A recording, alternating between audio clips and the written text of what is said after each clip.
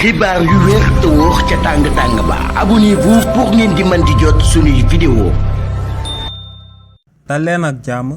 seen chaîne bi di Buzz 221 HD kii di Guy Marius Sagna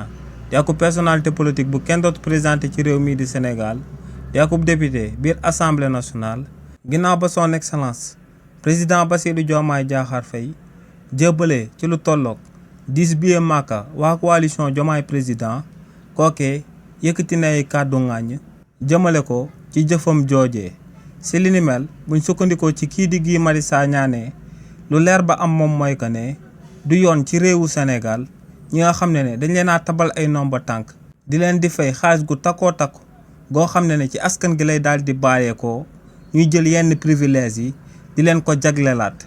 ne lu leer ba am moom mooy que ne yenn privilèges yu ñuy daal di jël di ko jagleel éli yi ci réewu Sénégal ne teguwul ci dëgg teguwul ci yoon ndax ne ñooñee seen situation moom moo gën a daal di baax situation sénégalais lambda yi donc ne ñooñee en plus salaire yu baax yu ñuy daal di jot ne kenn waru cee daal di teg ay privilèges donc ne moo ngi condamné jëf joojee nga xam ne moom la son excellence président Bassirou Diomaye Diakhar Faye daal di amal di jël ay billets Makka di ko may ay coalition Diomaye président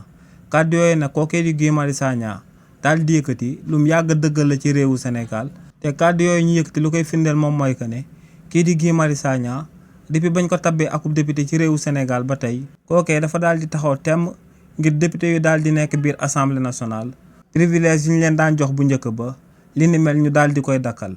kookee xeexoon na ngir suukari koor yi ñu bañ koo daal di joxati député yu daal di nekk biir assemblée nationale waaye tamit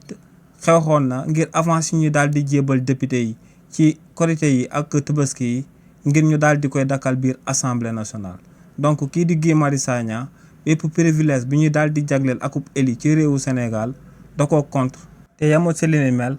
waaye daa amal ay combat yu firndeel que ne moom nanguwul ñu daal di koy jébal ay privilèges yoo xam ne lu mu nekk akub député moom moo ko daal di sabab. xibaar yu wér te wóor ca tàng-tàng ba abonnez-vous pour ngeen di mën di jot suñuy vidéo.